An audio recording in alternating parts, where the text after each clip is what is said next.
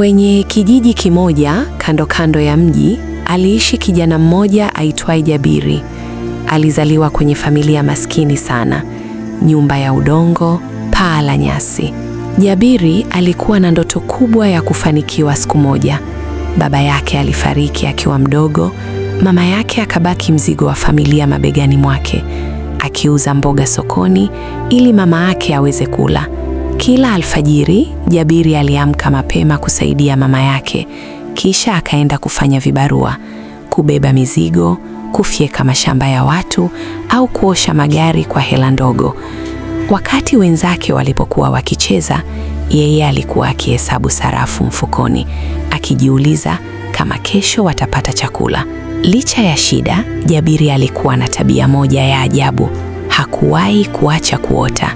Usiku alipolala juu ya mkeka, macho yake yalitazama dari la nyasi, huku akijiambia, sitaishi hivi maisha yangu yote. Alipenda kusikiliza simulizi za watu waliotoka mbali, waliopitia mateso lakini wakafanikiwa. Lakini maisha hayakuwa mepesi. Alipokataliwa kazini mara kadhaa, alidharauliwa kwa mavazi yake, na wakati mwingine njaa ilimlazimisha kulala bila chakula.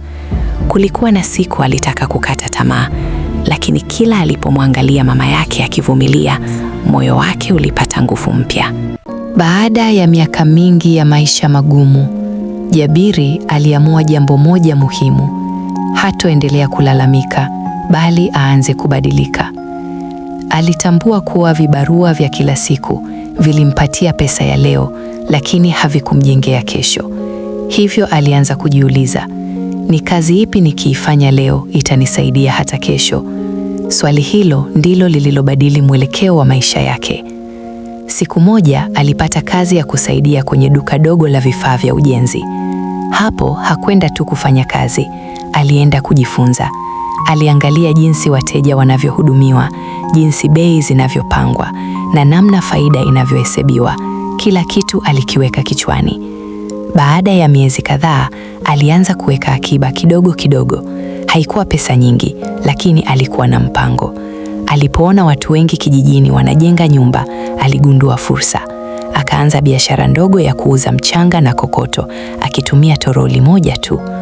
Mwanzoni ilionekana kama mchezo. Alikuwa anasukuma toroli mchana kutwa, jua likimchoma. Lakini tofauti na zamani, sasa alikuwa akijenga kitu chake. Kila mteja aliyeridhika alimletea mwingine. Uaminifu wake ukawa mtaji wake mkubwa. Biashara ilipoanza kuleta faida, hakukimbilia anasa. Aliongeza vifaa, akaajiri kijana mwingine, kisha akaanza kusambaza vifaa kwa maeneo jirani. Hatua kwa hatua, mapato yakaanza kukua na jina lake likaanza kujulikana. Siku moja, Jabiri alisimama mbele ya nyumba mpya ya matofali aliyojenga kwa jasho lake. Akamshika mama yake mkono, akasema kwa sauti tulivu lakini yenye maana, "Mama, siku zote niliahidi sitakuacha uzeeke kwenye mateso. Huu ni mwanzo tu."